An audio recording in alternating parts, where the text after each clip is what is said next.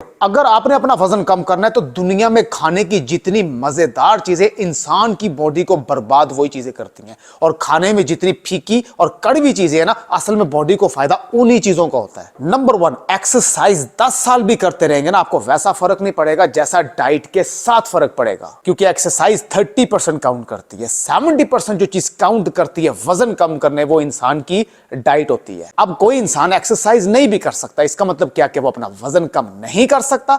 Exercise सिर्फ body shaping में आपकी हेल्प करती है, वजन जो चीज कम करती है वो आपकी डाइट होती है। नंबर 2, आपकी पूरी बॉडी नॉर्मल है, सिर्फ आपका पेट निकला हुआ। अब इसकी क्या वजह हो सकती है? खाना खाने के फौरन बाद चाय तो नहीं पीते, खाना खा के फौरन लेट तो नहीं जाते, खाना खाने के बाद मीठा तो नहीं खाते, खाना खाने के फौरन बाद पानी तो नहीं पीते, खाने में ज्यादा तली हुई चीजों का इस्तेमाल तो नहीं करते, रोटी खानी चाहिए लेकिन क्या रोजाना तो नहीं खाते, चावल खाने चाहिए लेकिन क्या रोजाना तो नहीं खाते, रात को सोने से पहले ठंडा दूध या चम्मच के साथ सालन तो नहीं खाते, वेजिटेबल सैलेड के बीच में दही को तो नहीं मिक्स करते, सुबह उठ के फ्राई एग तो नहीं खाते, KFC या मैकडॉनल्ड्स ज्यादा तो नहीं खाते, आजकल सर्दियां हैं तो क्या मूंगफली आप ज्यादा तो नहीं खाते, चाय के साथ बिस्किट्स या खाने के साथ कोल्ड ड्रिंक्स तो नहीं पीते, चाय में चीनी, मिल्क शेक, सुबह नाश्ते में रोजाना पराठा तो नहीं खाते, या फिर जिद और ढीठपन। अब इनमें से कोई चीज तो हो सकती है ना। नंबर 3, सिर्फ पेट निकलने की वजह, या जिस लड़की का बड़ा ऑपरेशन हुआ है, या जिस मर्द की बैठने वाली जॉब है, या फिर पूरा दिन भूखा रह रह के रात को एक ही दफा खाना, ज्यादा खाना और दबा के खाना, और ज्यादातर बाहर से खाना। नंबर 4, या जोश में आके खाना पीना छोड़ देना, रोटी चावल छोड़ देना, रोजाना सुबह उठ के 1 गिलास नीम गर्म पानी में 1 नींबू निचोड़ के पीना शुरू कर दिया, या फिर ब्लैक कॉफी स्टार्ट कर दिया एम्प्टी स्टमक, या फिर रात का डिनर स्किप करना शुरू कर दिया कि हमने अपना वजन कम करना है। 100% गलत कर रहे हैं, अपने आप को अंदरूनी कमजोर कर रहे हैं। इस तरह करने से एक लड़की की चेहरे की स्किन सबसे पहले डैमेज होती है, चेहरे पे जल्दी झुर्रियां और आंखों के नीचे हल्के आना जल्दी शुरू होते हैं, और मर्द हजरात फिर ज्यादा देर तक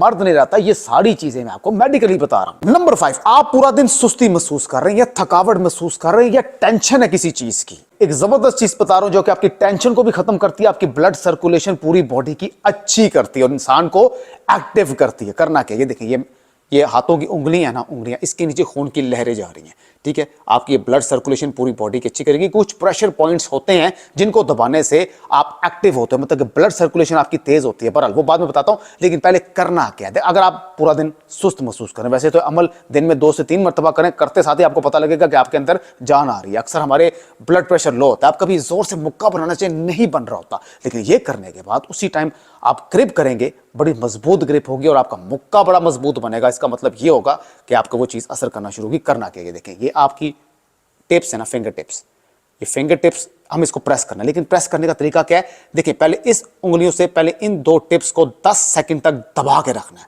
थोड़ी जान से दबा के रखना। दबा के रखेंगे ना, 10 सेकंड अपने मुंह में काउंट करना है, 1 2 3, इस 10 सेकंड काउंट हो गया, फिर छोड़ देना। फिर अब इन टिप्स की बारी आती है, तो बारी बारी आपने इन टिप्स को अपने अंगूठे से इन टिप्स को दबाना है।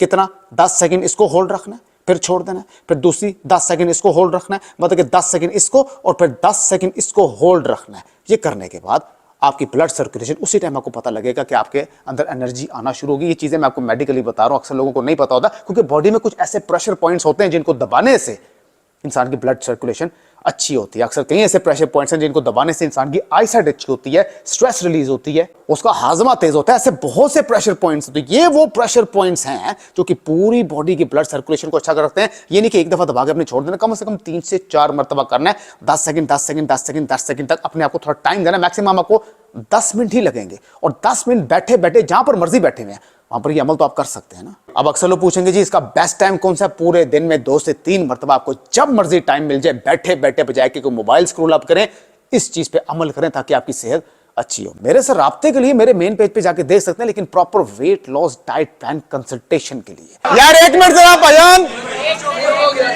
1 मिनट, क्योंकि माइक नहीं है, ऊंचा बोलना पड़ेगा। मैंने सिर्फ आपको फिटनेस से रिलेटेड चीज बतानी है, क्योंकि फिटनेस के मोहताज हम हैं, फिटनेस हमारी मोहताज नहीं है। मैं बॉडी बिल्डर नहीं हूं, बॉडी शेपर हूं। ठीक हो गई?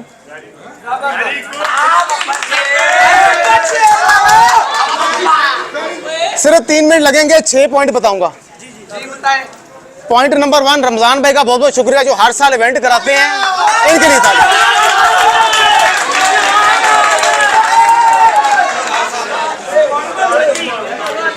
यहाँ से लड़कों की बेस बनती है, उसके बाद वो आगे जाते हैं, बाकी अपनी मेहनत है। ये जजेस भी एक दिन ये काम करते रहे, इसलिए सामने बैठे जजेस बने हुए हैं।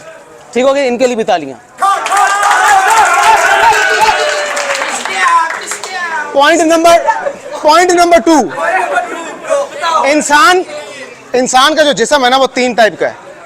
पहला एक्टोमॉर्फ, उसके बाद आता है जी मेसोमॉर्फ, उसके बाद आता है एंडोमॉर्फ। अब पहला एक्टोमॉर्फ कौन सा है? जो कि बड़े पतले लड़के होते हैं, वो बड़ा कुछ खा लें लेकिन उनका जिस्म बढ़ता नहीं है। वो कहते हैं ये बड़ा खुशकिस्मत है, बड़ा खाता है लेकिन उसका वेट नहीं बढ़ता, हालांकि वो अपना वेट बढ़ाना चाहते हैं। दूसरे नंबर पे आते हैं मेसोमॉर्फ, मेरे जैसे, कि अब अपना वेट हम बढ़ा भी सकते हैं और अपना वेट को कम भी कर सकते हैं डाइट के जरिए। तीसरी कैटेगरी होती है एंडोमॉर्फ, कि जो जितना मर्जी खा लें उनका वजन कम नहीं होता, कॉन्स्टिपेशन की प्रॉब्लम रहती है, वहां ज्यादा प्रॉब्लम आती है। तीसरा पॉइंट, अब अक्सर लड़कों की बॉडी जो होती है वो नॉर्मल होती है, लेकिन सिर्फ पेट निकला होता है। वजन ठीक होता है लेकिन पेट निकला होता है। इसकी वजह क्या हो सकती है? या तो वो रात को लेट खाना खाते हैं पूरा दिन भूखा रह के, या खाना खाने के फौरन बाद चाय पीते हैं, या खाना खाने के फौरन बाद आप ग्रीन टी पीते हैं, या खाना खा के आप फौरन लेट जाते हैं।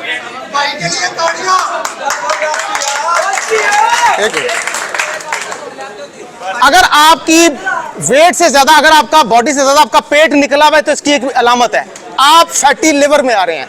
और फैटी लिवर का मतलब क्या है?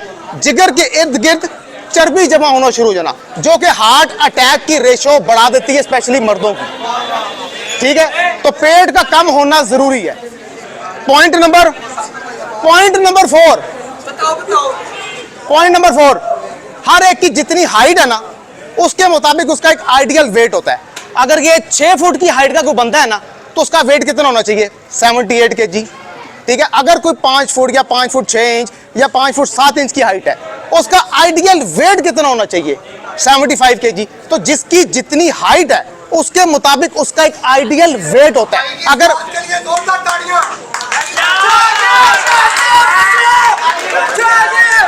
बस मेरे 2 मिनट रह गए, तो अगर वो अपने आइडियल वेट तक पहुंच जाता है तो वो अपनी हेल्थ को मेंटेन रख पाएगा, नहीं तो वो हेल्थ वाइज खराब ही रहेगा। पॉइंट नंबर 5, दुनिया में खाने की जितनी मजेदार चीजें हैं, जिस्म को बर्बाद वही चीज करती है, और खाने में जितनी फीकी और कड़वी चीजें आपकी बॉडी को स्मार्ट और हेल्थ वाइज बेहतर वही चीज रखती है, आपके स्टमक को भी फास्ट वही चीज रखती है।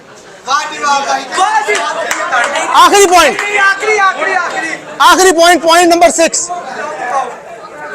6, एक पिज्जे के स्लाइस के अंदर 285 कैलोरीज होती हैं। एक जिंगर बर्गर के अंदर 450 कैलोरीज होती हैं, और एक चिकन पीस के अंदर जो जिंगर वाला होता है उसके अंदर 500 कैलोरीज होती हैं, और एक केक के स्लाइस के अंदर 500 कैलोरीज होती हैं। और अगर आप एक मैकडॉनल्ड्स की या KFC की मील खाते हैं, उस मील के अंदर 800, 900, 1000 तक कैलोरीज चली जाती है। और कितना खतरनाक है कि एक टाइम के अंदर हम 1000 कैलोरीज ले रहे हैं। और ये पता है जब इतनी कैलोरीज ले रहे हैं, जब कोई एक इंसान 1 घंटे की मुसलसल वॉक करे कि उसकी शर्ट भीगी हो, थका हो, सांस फूला हो, वो कितनी कैलोरीज बर्न करता है? सिर्फ 300 कैलोरीज बर्न करता है। और एक जिंगर बर्गर के अंदर कितनी कैलोरीज है?